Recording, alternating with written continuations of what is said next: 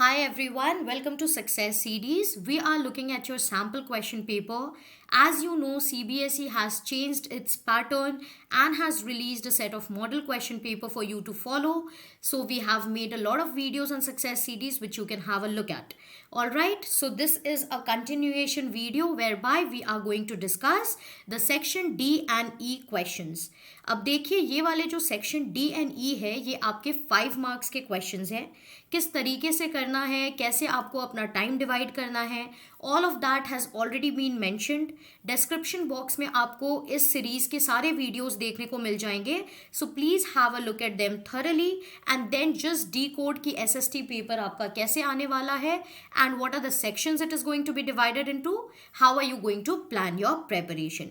इस लेक्चर में मैं आपके मॉडल टेस्ट क्वेश्चंस जो दिए गए हैं सीबीएसई द्वारा उनको देखूंगी और उनके करेक्ट आंसर्स कैसे आपको प्रेजेंट करने हैं that I will be briefing you about. So let's begin everybody.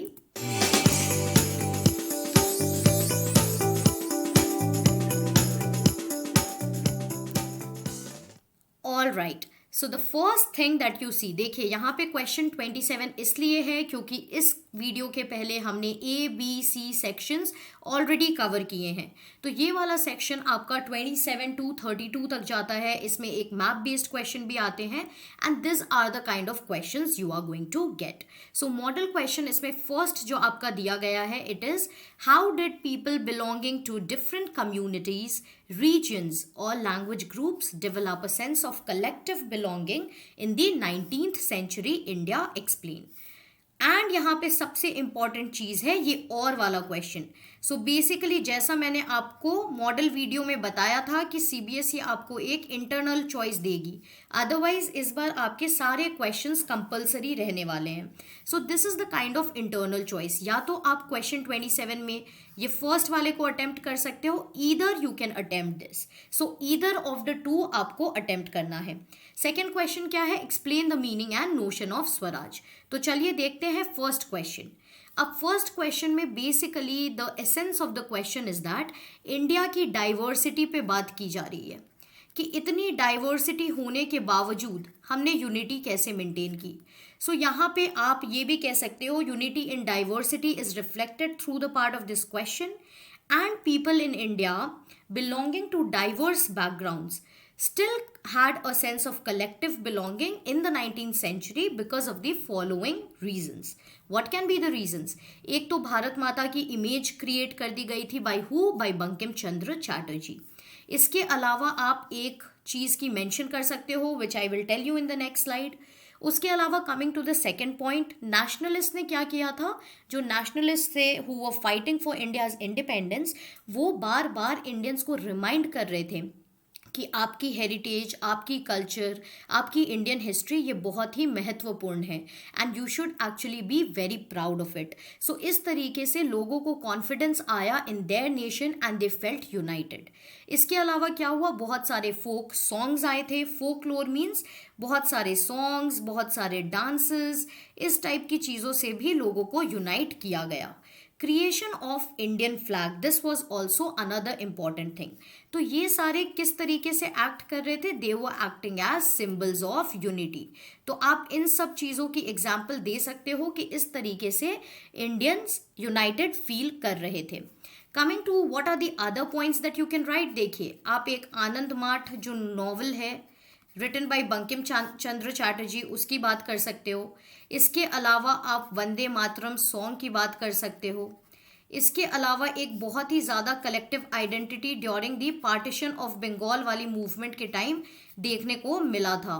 इस समय हमारे पास एक डिफरेंट कलर का फ्लैग भी पाया गया था which was used as a unity symbol by the Indians. क्योंकि पार्टीशन ऑफ बंगाल में मेन इवेंट क्या था कि ये लोग हिंदूज और मुस्लिम्स को डिवाइड करना चाह रहे थे, बट एक्चुअली हमने बहुत ही कलेक्टिविटी दिखाई थी इस during the event of partition of Bengal. So these are some of the other things you can mention when we talk about collective identity of Indians. And when you answer a question तो please question का पहले meaning समझिए so that you stick to the point. Okay, this question talks about India's diversity and despite its diversity हम लोग ने कैसे unity maintain की थी during those hard times, that is the very essence of this question. तो आप इस question को इस तरीके से टैकल कर सकते हो. Moving to the next question जो कि एक ऑप्शन बेस्ड क्वेश्चन था. इसमें है explain the meaning and notion of swaraj. Swaraj आप सबको मालूम है इट मेंट सेल्फ रूल, लेकिन यहाँ पे पूछा जा रहा है आपको स्वराज की मीनिंग बतानी है from the perspective of plantation workers कि उन्होंने स्वराज को किस रूप में देखा. Also, how did they respond to the call of the non-cooperation movement? So basically देखिए during the British rule plantation workers पे बहुत ज़्यादा टॉर्चर किया जा रहा था, इनकी फ्रीडम कर्टेल की जा रही थी. ठीक है, so this question is basically about that. तो असम में जो प्लांटेशन वर्कर्स थे इनके लिए ये जो शब्द स्वराज आया था it meant to move freely. ऐसा क्यों? क्योंकि इनको टी प्लांटेशंस के अंदर बांधा गया था, इनकी मूवमेंट रेस्ट्रिक्ट कर दी गई थी.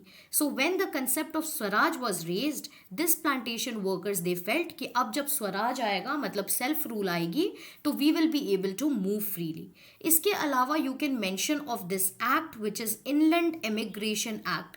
ये एक ऐसा एक्ट था जिसमें ऐसा कर दिया गया था कि beyond the tea gardens plantation workers नहीं मूव कर पाए. सो एक तरीके से क्या हुआ था कि आपकी जो फ्रीडम ऑफ मूवमेंट थी वो कर्टेल कर दी गई थी. जब ये वर्कर्स ने सुना कि एक नॉन कोऑपरेशन मूवमेंट लॉन्च होने वाला है by Gandhi ji, they became very very optimistic.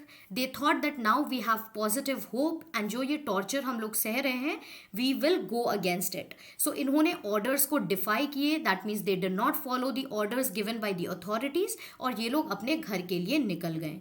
अब इनको ऐसा लगने लगा कि Gandhi ji will bring about his own Raj which will be good for the Indians.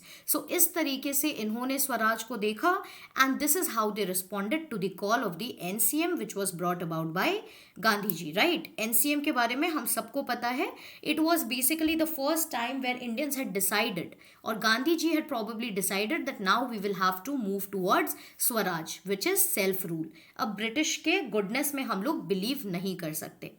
Now very very important thing here, मैंने दोनों आंसर्स आपके साथ डिस्कस किए, बट अगर कोई मुझसे पूछे कि मैम क्वेश्चन 27 में फर्स्ट वाला क्वेश्चन या फिर ये और वाला ऑप्शन कौन सा अटेंड करना चाहिए, so I will tell you to attempt the first one, okay, because that is quite simpler. But yes, nevertheless, if you have deep understanding into this, you can go forward with it. Since these are 5 markers questions, please make an attempt that you write in points. 5 की जगह आप 6 points लिख दीजिए ताकि you have, that safety zone is maintained. And even if not, then 5 points will suffice. चलो, moving to question 28, describe the role of mass communication in India. So this is very very important. अब mass communication is basically media, right? It includes media, it includes newspapers, everything that is there under the mass communication. So this is basically the 4th pillar of democracy. बाकी pillars क्या है? Legislature, executive, judiciary. सो एक तो ये हो गया कि ये एक डेमोक्रेसी को मेंटेन करने में हेल्प करती है. It serves as a source of entertainment, right, because you get to see a lot of series, you get to see a lot of TV shows, comedy shows, etc. So it serves as entertainment. Apart from that, media's role is to aware you about the different things that are happening within and beyond the country. So आपकी information and awareness भी enlarge होती है.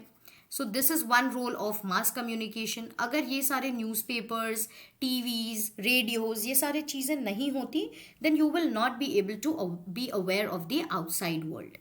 इसके अलावा through newspapers बहुत सारे dialects में आती है ताकि all across the nation people are able to garner information. Short films बनाई जाती हैं, बिग फिल्म्स बनाई जाती हैं. So in this way they try to influence your lives, they try to bring the matter of concern in front of you. And not to forget, they act as a source of very good information. क्योंकि again it is media that bridges the gap between the various places. ये जो reporters हैं ये कई जगह जाते हैं, कुछ भी हो रहा है वर्ल्ड में, they try to live telecast it for you and they give you a lot of information. So with that your scope of information is widened, your horizon is widened. So इस तरीके से आप role of mass communication में ये सारी points लिख के बेशक आ सकते हो. Moving to the second part, describe the benefits of roadways. ये अगेन एक और क्वेश्चन है। सो देखिए रोडवेज में क्या होगा, एक तो इजी ट्रांसपोर्ट हो जाता है, ट्रांसपोर्ट फैसिलिटीज डेवलप हो जाती है, you can transport goods, you can transport people, and you can move a lot of things from one place to another. So it makes the world a smaller place, which is very very required in today's generation, क्योंकि कई सारी चीज़ों के लिए आपको travel करने की ज़रूरत होती है, and roadways makes it easy for you to travel. Coming to other forms of transport अगर कंपेयर किया जाए तो ये रेलवेज से ज़्यादा एक्सपेंसिव नहीं होती, इसमें less capital is required. Railways requires a very large capital, it is a capital intensive industry. So इस तरीके से रोडवेज की ये भी एक बेनिफिट होती है। फ्लेक्सिबल, क्योंकि अगर आपके पास रेल सर्विसेज नहीं है from some place to the other, so road services will be developed, so it is flexible for you, you can go at your own will and wish. Small distances भी इसमें cover हो जाती है। जो areas में trains वगैरह हम लोग नहीं डेवलप कर सकते, वहाँ पे हम फिर भी रोड्स को बिल्ड कर सकते हैं, for example in hilly terrains.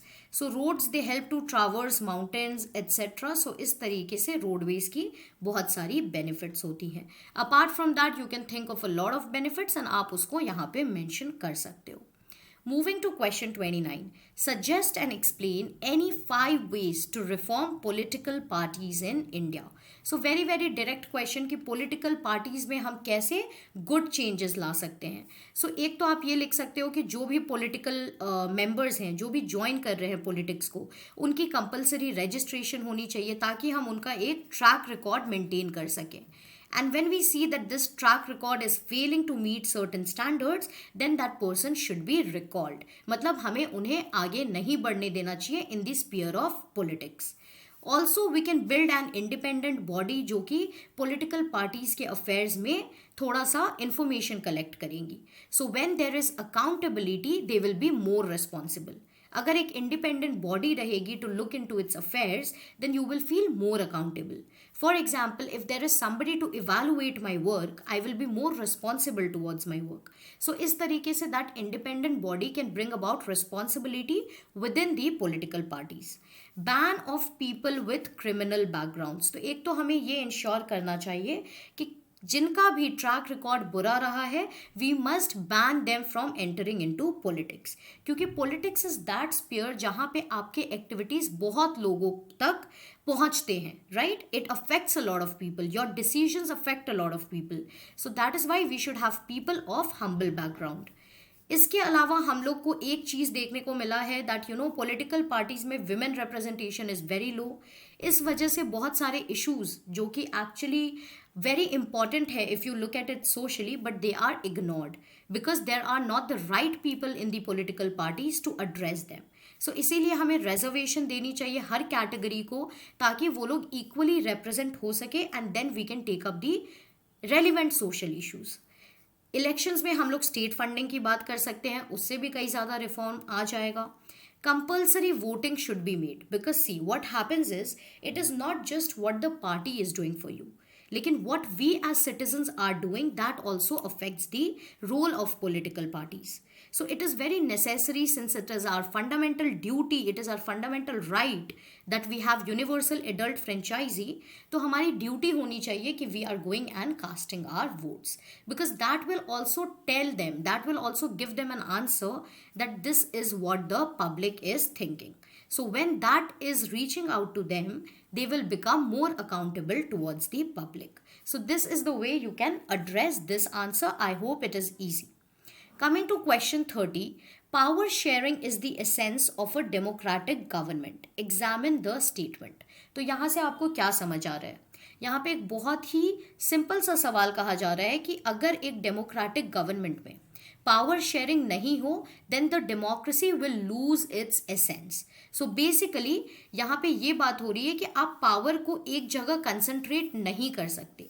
You cannot look for concentration of power. What you have to rather look at is delegation or division of power or separation of powers or sharing of powers. So you can use any word and you can say that in a democratic government, these are the various platforms in which power could be shared. So between legislature, executive and judiciary, जो हमने देखा है कि ये लोग power share भी करते हैं और सेपरेट भी रहते हैं. They function in their own domains which is very very important for smooth functioning of democracy. उसके बाद हमने फेडरलिज्म की एसेंस देखी है विच is a key feature of our democratic government, कि centre, state and local governments में power dissolve होना चाहिए. इट शुड नॉट बी कि सेंटर इज और powerful. It should be that they are also able to take their decisions. Between different groups in society, for example religious groups, linguistic groups, इनके within भी हम लोग power को dissolve कर सकते हैं, डेलीगेट कर सकते हैं. इसके अलावा क्या है, पावर शेयर की जा सकती है प्रेशर ग्रुप से, सम गुड NGO से, right. In this way what happens, the representation becomes wholesome. So this is the answer you can write for question 30. Moving to question 31, tertiary sector is playing a significant role in the development of Indian economy. तो आपको इस statement को justify करना है, मतलब you have to speak in favour. उन्होंने आपको एक स्टेटमेंट दे दिया, आपको ये बताना है कि हाँ दिस इज ट्रू. सो आप किस तरीके से आपके आंसर को सपोर्ट करोगे. So basically tertiary sector is the service sector that we have already studied and we know it very well. So यहाँ पे ये कह रहे हैं कि ये सेक्टर बहुत ही अहम रोल प्ले करता है इंडियन इकोनॉमी को डेवलप करने में. तो किस तरीके से करता है आपको ये जस्टिफाई करना है. So it provides essential services, for example banking. अगर बैंकिंग नहीं रहेगी तो can you imagine how difficult it is going to be. It provides you transport, it provides insurance, it provides a lot of other basic services. So that is why basic and essential services are ensured by tertiary sector, जिसकी वजह से economy develop होती है. अब tertiary sector is the sector that helps the primary and secondary sector to grow. क्योंकि अगर services नहीं रहेंगी तो इनकी manufacturing को आप इधर से उधर transfer नहीं कर पाओगे. You will not be able to have all the benefits if your tertiary sector is not developed. Apart from this, ये सेक्टर ऐसी सेक्टर है जो GDP में बहुत ज़्यादा कंट्रीब्यूशन करती है. What is GDP? It is gross domestic product. So यहाँ की जो आउटपुट है that actually accelerates the GDP of a nation, which instantly and directly leads to the development of economy.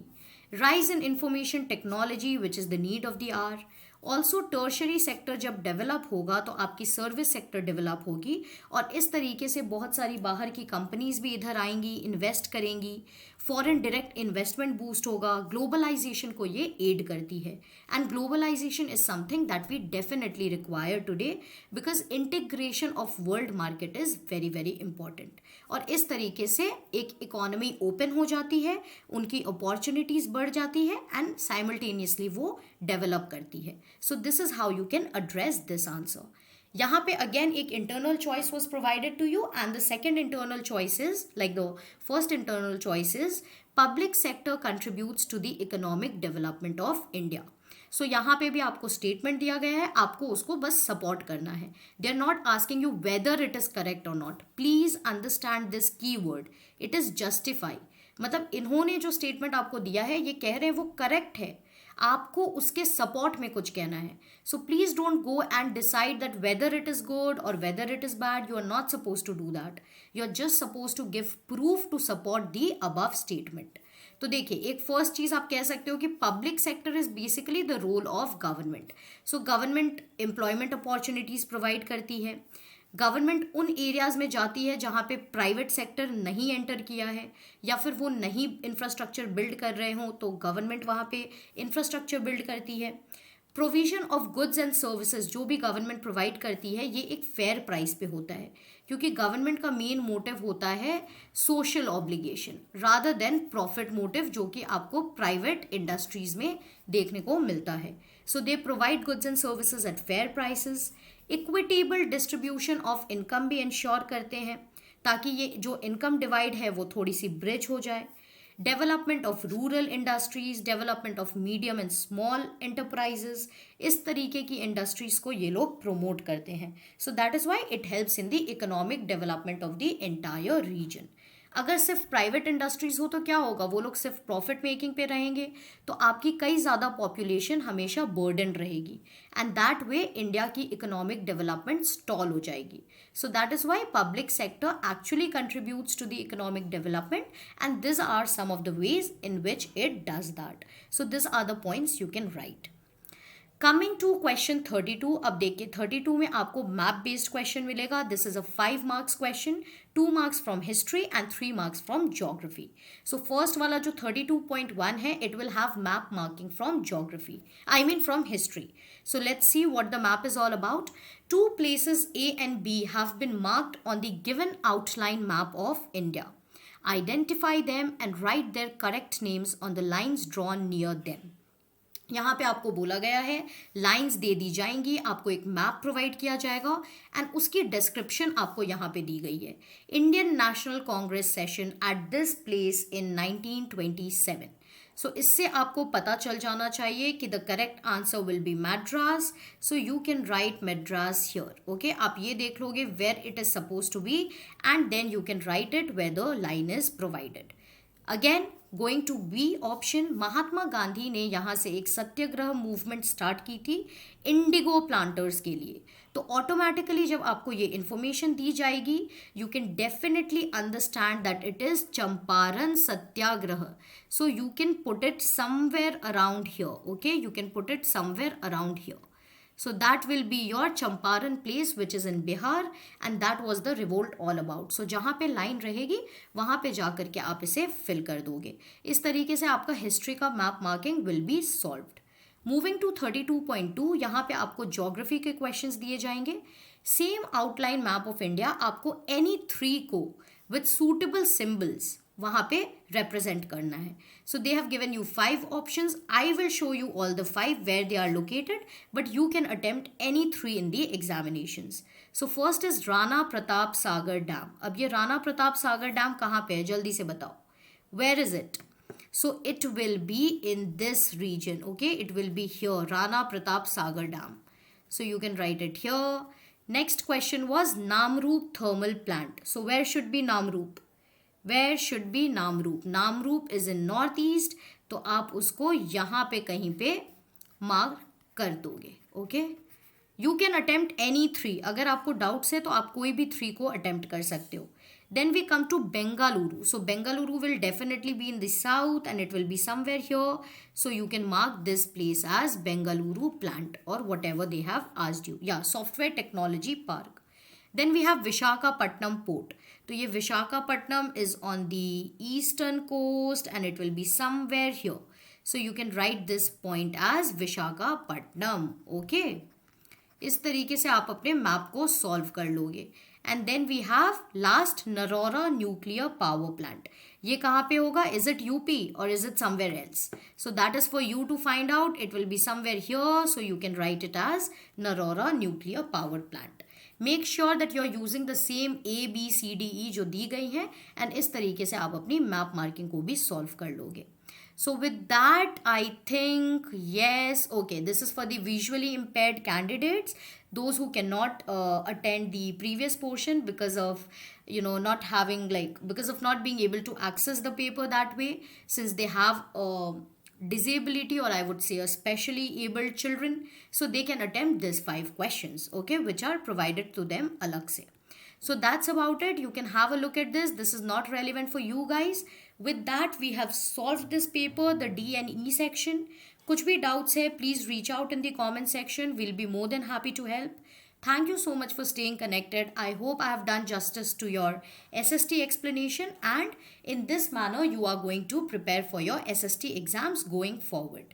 Now you can follow our channel on Facebook, on Instagram, on Twitter, and if you're watching these lovely lectures on YouTube, please do not forget to subscribe, like the button, hit the like button, and also press the bell icon so that you receive all updates. Stay safe guys. I'll meet you with the next set of lessons. Bye bye and take care.